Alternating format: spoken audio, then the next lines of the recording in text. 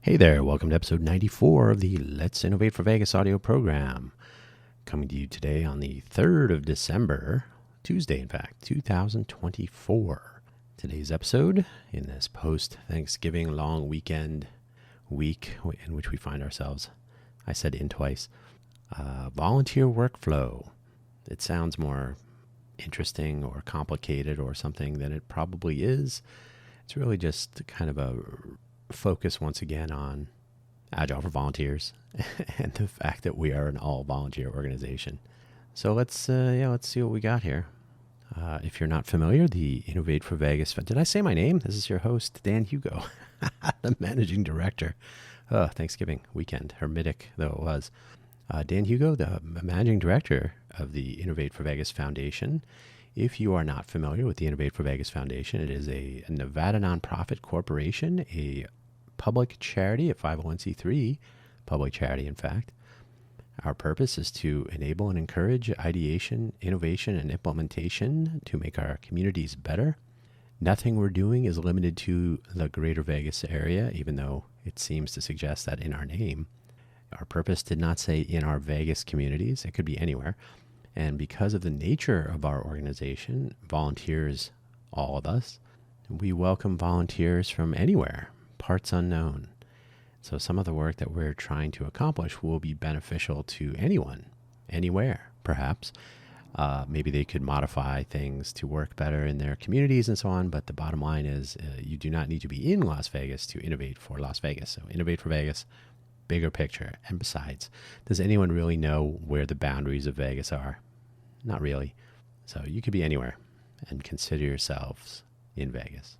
So all that said, hopefully wherever you found this audio program, you have an episode description wherein you shall find the show notes with a summary and the usual crop of links. I didn't add anything for this week's episode, so we have the usual 4 that I'll run through quickly. Let's begin so we can hit the end and everybody can get back to their week back. Not their week back, but their week back. It's a week of days and you have returned. Hopefully your back is okay though. The summary of today's episode: the business of volunteering can be tricky, both for the cohort or group of volunteers as one whole team and for the individuals that make up the cohort. So why do we do all this, and can we do it better? So to be clear, the cohort, we as a nonprofit are a legal entity, a cohort of anyone or group of volunteers who just want to work on something on their own time, so to speak. Very rarely completely recognized and appreciated, and that's too bad. That's one of the things we will take on with our efforts. But generally speaking, the effort of the whole is often important. That's why people do it. But the effort of individuals can sometimes fall by the wayside, and this is part of the overall effort that we have taken on with our organization, is to kind of balance that. Like, we want to accomplish, but we also want people who do volunteer their time, effort, and expertise to feel like it is worth their time. And we'll get into this a little bit. This is not an overly long episode. That's not planned to be anyway, so we'll probably dive into this a lot more during 2025 if things go to plan. But let's go to those links real quick and continue the march towards the end of this episode. The Innovate for Vegas Foundation homepage is at Innovate for Vegas, one word, FOR, spelled out, innovateforvegas.org. There we will find our gatherings calendar if you'd ever like to participate in our online office hours. Those are open to the public. Our board meetings are open to the public, and our initiative meetups are technically open to the public, but are a little bit more focused on initiatives, on advancing a cause of some sort. So the Monday meeting for initiatives is more about onboarding or technical questions, I guess, technical Q&A. What is this? How does it work? And so on the initiative level. The office hours are more about what is this and how does it work from the 50,000-foot civic volunteerism. What are you doing? How are you doing it? And so on. projectact.info. That's project-act.info is our autonomous cohort tessellation initiative that's broken off into its own effort. We have a separate GitHub organization for it. We have a very, very, very simple homepage, which I have not circled back to update. We need to automate our updates. So all this is sort of a work in progress.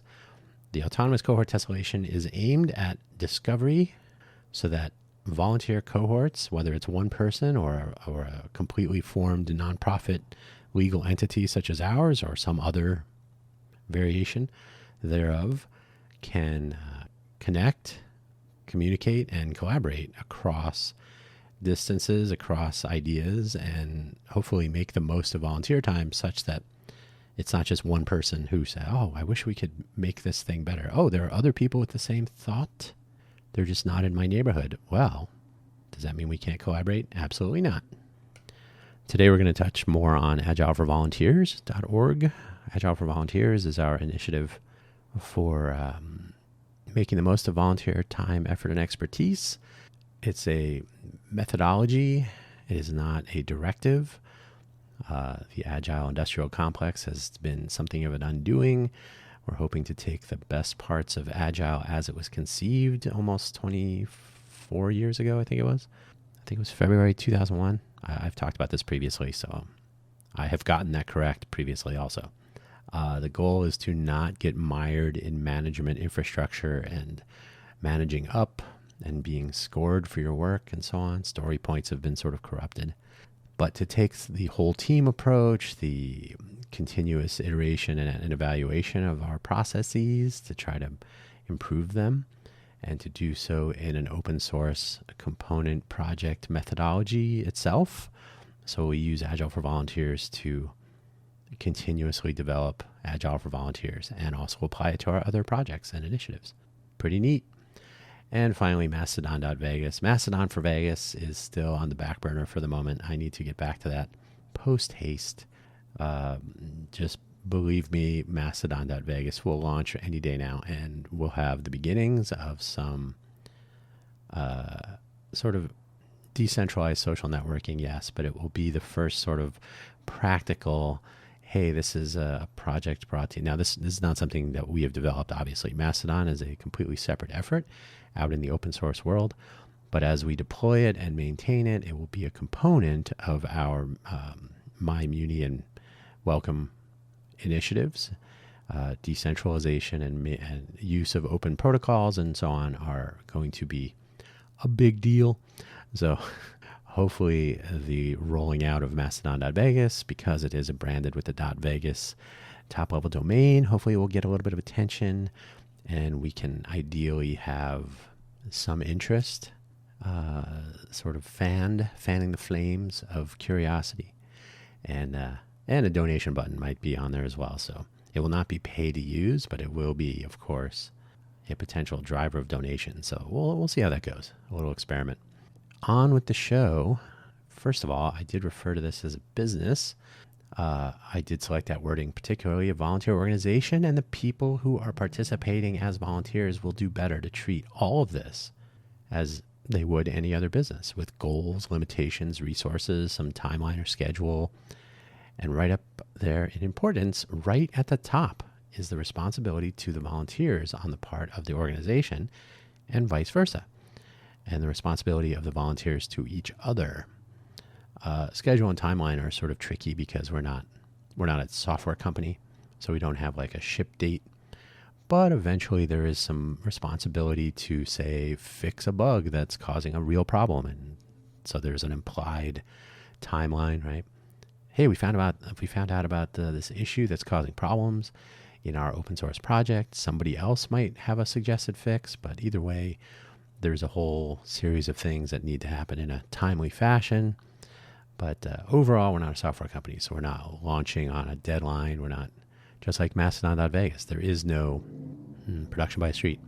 There is no launch date that we've spent money marketing, and we're not aiming for trade show alignment. Although, I got to be honest, being at CES here in Vegas and discussing our ongoing projects and pointing to at least one thing that's up and running wouldn't be so bad.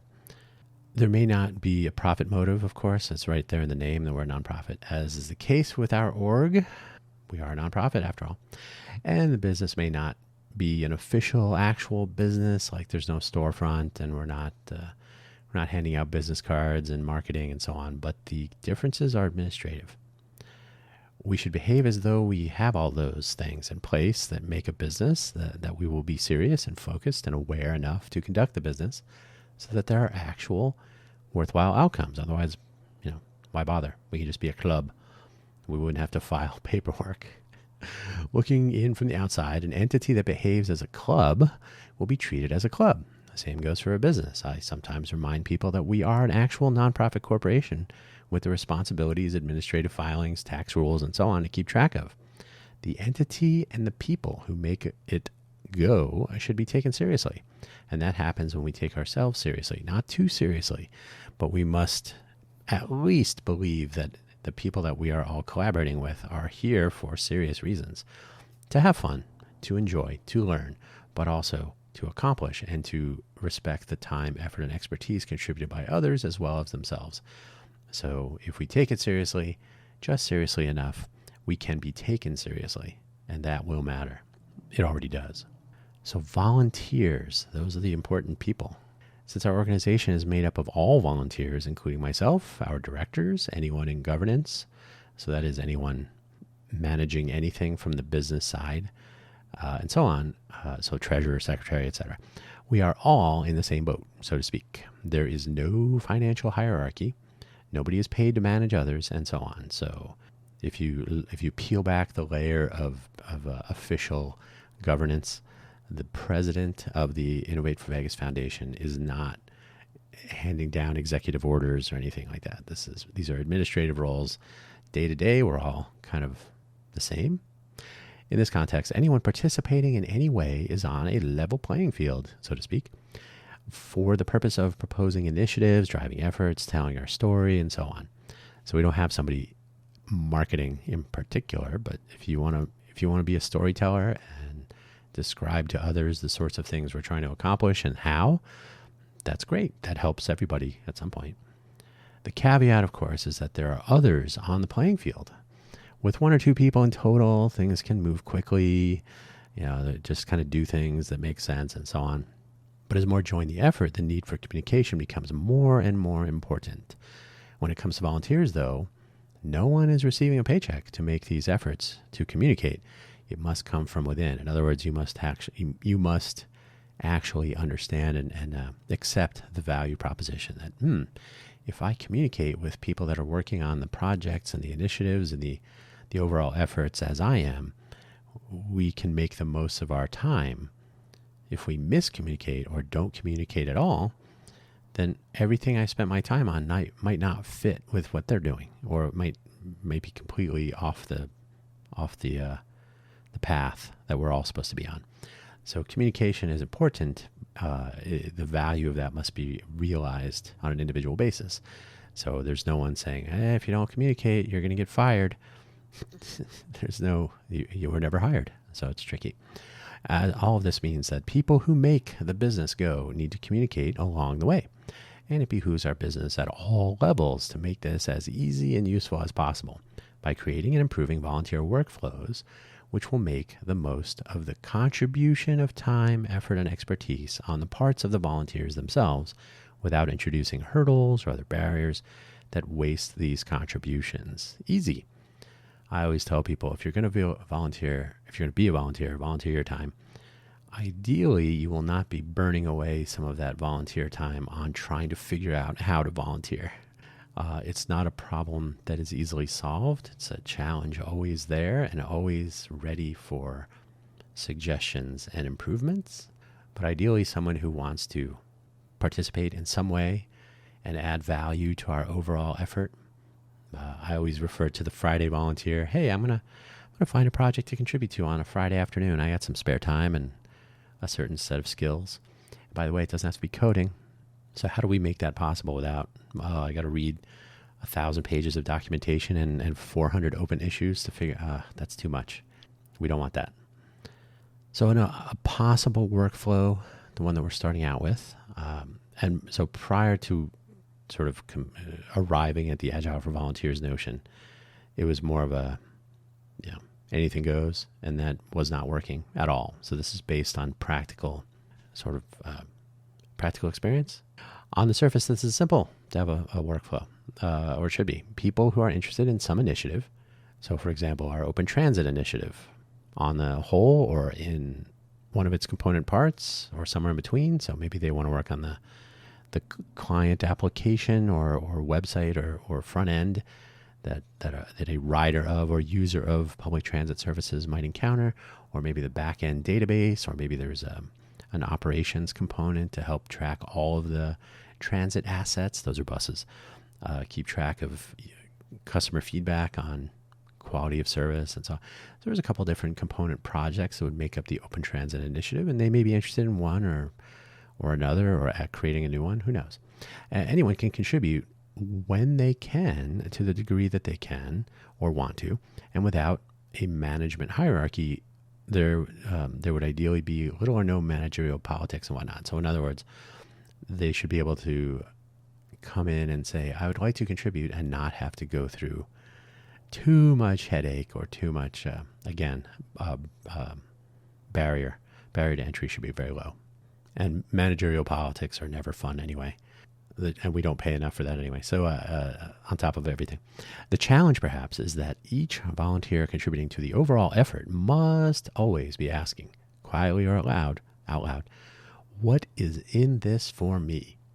And some sort of an answer should be visible, or at least apparent at any given time. So this is why part of the Agile for Volunteers whole team concept is to not hide things away in a specification developed off in a mysterious location, an undisclosed location. Initiatives, component projects, the features, user stories, the tasks, and the different component projects, these are all done out in the open, and in such a way as at any given time, we should have visibility into what people are working on. Piece of cake.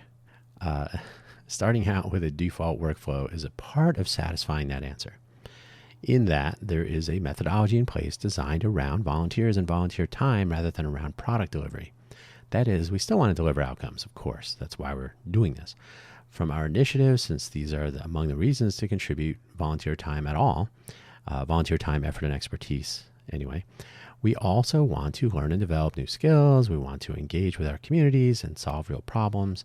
And sometimes these outcomes are not so easily defined or measured. So we are not we're not a software company, so we're not strictly based on shipping, and certainly no profit or, hey, we only have 1 million people using it. That would be cool. We only have 1 million people. We want to triple our market share. That's not the goal, not of the nonprofit anyway.